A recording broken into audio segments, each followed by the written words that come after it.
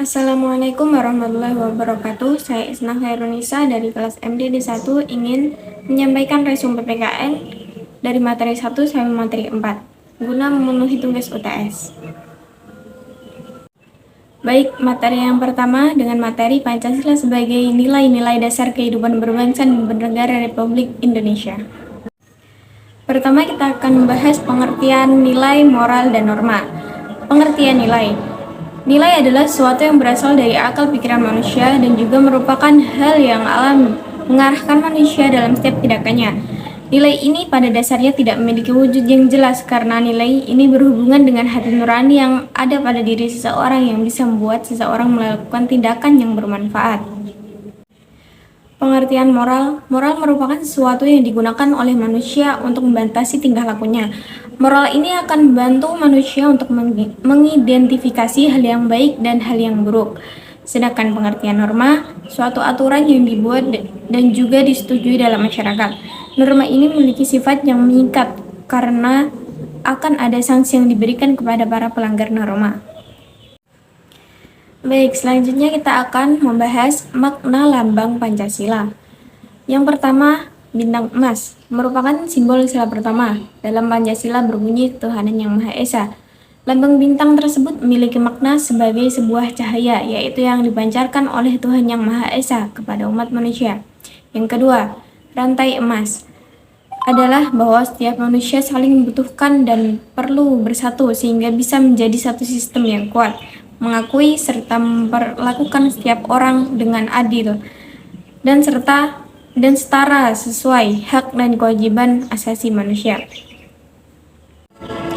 Yang ketiga, pohon beringin yang besar memiliki makna bahwa bangsa dan negara Indonesia merupakan bangsa yang besar yang memiliki keberagaman budaya yang sangat indah dan istimewa. Selanjutnya kita akan membahas makna yang terkandung dalam Pancasila. Sila yang pertama, sila ketuhanan yang Maha Esa. Makna Pancasila yang pertama adalah bahwa bangsa Indonesia percaya dan bertakwa kepada Tuhan yang Maha Esa, karena Tuhan adalah pencipta alam semesta beserta segala isinya, baik benda mati maupun benda hidup. Yang kedua, sila kemanusiaan yang adil dan beradab. Makna Pancasila yang kedua adalah bahwa bangsa Indonesia merupakan manusia yang memiliki martabat yang tinggi sehingga keputusan yang diambil harus berdasarkan norma yang objektif. Sila yang ketiga, sila persatuan Indonesia. Makna Pancasila yang ketiga adalah bersatunya bangsa yang mendiami wilayah Indonesia. Persatuan merupakan wujud paham kebangsaan negara Indonesia. Yang keempat, sila kerakyatan yang dipimpin oleh hikmat kebijaksanaan dalam permusyawaratan perwakilan. Makna Pancasila yang keempat ini dijabarkan sebagai berikut. Kerakyatan berarti sekelompok orang yang mendiami wilayah Indonesia. Kerakyatan berarti juga kekuasaan tinggi ada di tangan rakyat. Hikmat kebijaksanaan berarti sikap yang dilandasi dengan penggunaan akal pikiran yang sehat selalu, mempertimbangkan persatuan dan kesatuan. Permusyawaratan berarti tata cara yang khas Indonesia untuk merumuskan dan memutuskan suatu hal berdasarkan kehendak rakyat sehingga tercapai keputusan berdasarkan mufakat. Perwakilan berarti suatu tata cara untuk mengusahakan ikut sertanya rakyat mengambil bagian urusan bernegara melalui badan-badan perwakilan seperti MPR, DPR, DPD, dan DPRD. Yang kelima, sila keadilan sosial bagi seluruh rakyat Indonesia. Makna Pancasila keadilan sosial berarti keadilan yang berlaku dalam masyarakat di segala bidang kehidupan dan lapisan masyarakat sehingga halnya dalam politik, hukum, ekonomi, pendidikan, kesehatan, dan sosial budaya. Seluruh rakyat Indonesia berarti setiap orang yang menjadi rakyat Indonesia, baik yang berdiam di wilayah Indonesia maupun yang berdiam di luar wilayah Indonesia. Cita-cita bangsa Indonesia ialah pencapaian masyarakat adil dan makmur. Memasuki pembahasan materi yang kedua, wujud nasionalisme dalam Pancasila. Pengertian nasionalisme. Nasionalisme yang berasal dari kata nation, yang merupakan arti bangsa. Tanpa nasionalisme, jalur sejarah di negara Indonesia ini akan berbeda. Paham mengenai nasionalisme merupakan sebuah situasi kejiwaan di mana kesetiaan setiap individu tersebut secara total diserahkan langsung kepada negara atas nama sebuah bangsa. Nasionalisme pada hakikatnya merupakan suatu ideologi negara modern, seperti halnya demokrasi dan komunisme. Bahkan kolonialisme dan imperialisme merupakan bentuk dari nasionalisme yang bersifat ekspresif. Apa saja sih contoh nasionalisme dalam kehidupan sehari-hari? Yang pertama, memilih memakai produk dalam negeri. Yang kedua, memakai batik sebagai warga negara Indonesia. Yang ketiga, menjaga nama baik negara. Yang keempat, cinta dan menghormati tanah air. Yang kelima, mengawasi lingkungan dan interaksi seseorang di lingkungan sekitar. Yang keenam, menanamkan sikap menghormati jasa para pahlawan, dan lain-lain. Pengertian politik bangsa. Pengertian politik berasal dari kata politics, yang memiliki makna bermacam-macam kegiatan dalam suatu sistem politik atau negara yang menyangkut proses penentuan tujuan-tujuan dari sistem itu, dan diikuti dengan pelaksanaan tujuan-tujuan itu. Pengembalian keputusan atau decision making mengenai apakah yang menjadi tujuan dari sistem politik itu menyangkut seleksi antara beberapa alternatif dan penyusunan skala prioritas dari tujuan-tujuan yang telah dipilih itu. Pancasila sebagai etika politik. Etika politik Pancasila adalah suatu proses pengembalian keputusan dan kebijakan lainnya yang harus diawali oleh nilai-nilai Pancasila, karena Pancasila mempunyai nilai yang sangat fundamental sebagai dasar filsafat bangsa Indonesia sebagai yang tercantum dalam UUD 1945. Materi yang ketiga, Pancasila sebagai ideologi bangsa. Pengertian ideologi. Secara terminologis, istilah ideologi didefinisikan oleh banyak kalangan secara berbeda-beda. Dalam pengertian yang paling umum dan lunak, ideologi adalah pikiran yang terorganisir, yakni nilai, orientasi, dan kecenderungan yang saling melengkapi sehingga membentuk perspektif ide yang diungkapkan melalui komunikasi dengan media teknologi dan komunikasi antar pribadi. Karakteristik ideologi bagi bangsa. Ideologi seringkali muncul dan berkembang dalam situasi krisis. Ideologi merupakan pola pemikiran yang sistematis. Ideologi mempunyai ruang lingkup jangkauan yang luas. Ideologi yang totaliter. Ideologi mencakup beberapa strata pemikiran dan panutan. Lalu apa sih fungsinya? Yaitu selain kedudukannya sebagai dasar negara kesatuan Republik Indonesia, Pancasila berkedudukan juga sebagai ideologi nasional Indonesia yang dilaksanakan secara konsisten dalam kehidupan bernegara. Sebagai ideologi bangsa Indonesia, yaitu Pancasila sebagai ikatan budaya yang berkembang secara alami dalam kehidupan masyarakat Indonesia, bukan secara paksaan, atau Pancasila adalah sesuatu yang sudah mendarah daging dalam kehidupan sehari-hari bangsa Indonesia. Perbandingan antara ideologi Pancasila dengan ideologi komunisme. Pancasila mengakui dan melindungi baik hak-hak individu maupun hak masyarakat, baik di bidang ekonomi dan politik. Pancasila mengakui milik hak pribadi dan hak umum dalam komunisme. Dalam komunis menyerahkan semua hak milik individu dalam negara.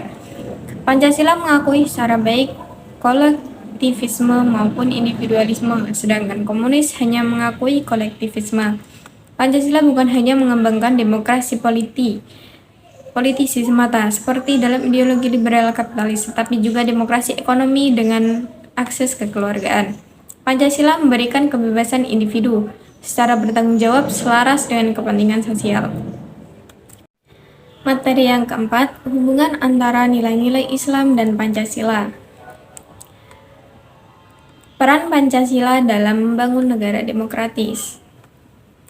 Yang pertama, Pancasila sebagai nilai dasar fundamental bagi bangsa dan negara Republik Indonesia. Nilai-nilai Pancasila bersifat universal, yang memperlihatkan nafas humanisme. Karenanya Pancasila dapat dengan mudah diterima oleh siapa saja. Sekalipun Pancasila memiliki sifat universal, tetapi tidak begitu saja dapat diterima oleh semua bangsa. Perbedaannya terletak pada fakta sejarah bahwa nilai-nilai secara sadar dirangkai dan disahkan menjadi satu kesatuan yang berfungsi sebagai basis perilaku politik dan sikap moral bangsa. Yang kedua, cita-cita masyarakat demokratis. Masyarakat yang demokratis adalah kehidupan bersama di mana setiap warga, tanpa memandang latar belakang biologis dan sosial, memiliki martabat sebagai makhluk manusia yang bebas. Martabat sebagai manusia bebas ini melahirkan manusia dengan segala hak-haknya. khususnya hak untuk memiliki keyakinan dan tidak bisa diubah secara paksa oleh siapapun juga.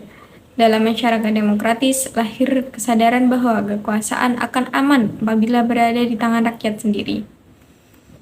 Di samping itu, muncul pula kesadaran bahwa wewenang dan tugas-tugas pemerintahan tertentu hanya dapat dilakukan oleh orang-orang yang memiliki kemampuan tertentu pula. Yang ketiga, pemersatu dalam keanekaragaman. Tentunya kita masih ingat dengan ada gium yang berbunyi, bersatu kita teguh, bercerai kita runtuh. Pernyataan itu jelas tidaklah salah. Masalahnya adalah selama ini kita menjadi apatis terhadap sisi lain, yaitu kenyataan yang lebih penting dan sebenarnya lebih mendasar, bahwa kita ini memang berasal dari asal-usul yang berbeda. Karena cara pandang yang hanya sebelah itu pula sejak lama kehidupan kita terbentuk menjadi homogen dan tidak bisa menerima suatu perbedaan yang nyata atau heterogenitas sosial budaya kita. Kata bineka lebih hidup dalam simbol, tetapi hampir tanpa makna yang benar-benar diresapi.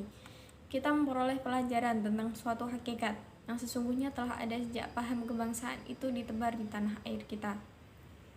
Bahwa kita memang berasal dari sesuatu yang banyak dan penuh dengan perbedaan saja. Malahan hanya menuntun kita masing-masing untuk tidak saling mengenal satu sama lain. Hubungan antara agama dan Pancasila.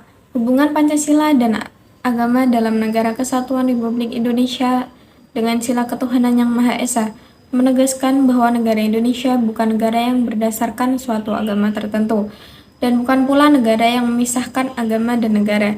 Negara yang berketuhanan yang Maha Esa menempatkan agama dan kepercayaan kepada Tuhan yang Maha Esa sebagai jiwa bagi keutuhan Negara Kesatuan Republik Indonesia. Ajaran agama yang dijadikan sebagai landasan bergerak untuk menyatakan kemerdekaan tersebut membuatnya menjadi dasar dan landasan untuk menentukan dasar negara Pancasila. Hubungan Islam dan Pancasila. Hubungan Pancasila sebagai dasar atau ideologi Negara Kesatuan Republik Indonesia. Hubungan antara Islam dan Pancasila. Hubungan Pancasila sebagai dasar atau ideologi Negara Kesatuan Republik Indonesia dengan Islam yang merupakan agama mayoritas penduduk Indonesia. Pancasila merupakan landasan ideologi negara Indonesia, dan Pancasila tidak pernah memisahkan agama dari Pancasila. Hal ini terlihat dari sila ketuhanan yang Maha Esa, kemanusiaan yang adil dan beradab, persatuan Indonesia, kerakyatan yang dipimpin oleh hikmat kebijaksanaan dalam permusyawaratan perwakilan, dan keadilan sosial bagi seluruh rakyat Indonesia secara esensi selaras dengan nilai-nilai ajaran Islam. Cukup sekian penyampaian resume PPKN dari saya, kurang lebihnya saya mohon maaf yang sebesar-besarnya. Wassalamualaikum warahmatullahi wabarakatuh.